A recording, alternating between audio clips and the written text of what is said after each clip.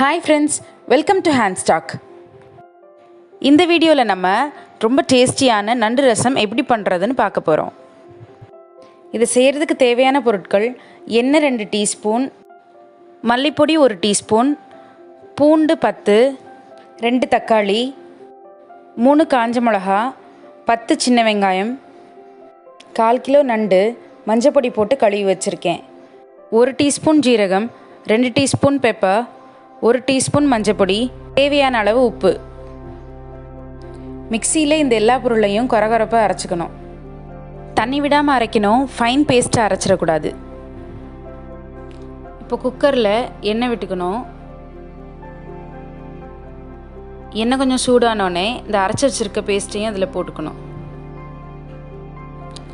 இது லைட்டாக வதக்கி விட்டுட்டு அதில் தக்காளியும் சேர்த்துக்கணும்.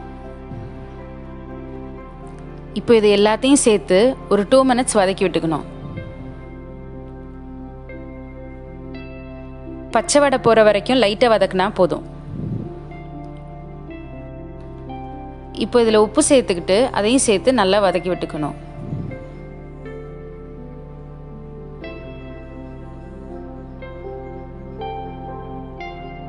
இதில் நல்லா க்ளீன் பண்ணி சாப் பண்ண நண்டையும் சேர்த்துக்கணும்.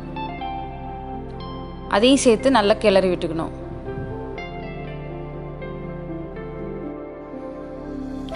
இப்போ இந்த சூப்புக்கு தேவையான தண்ணியும் இதில் ஊற்றிக்கணும்.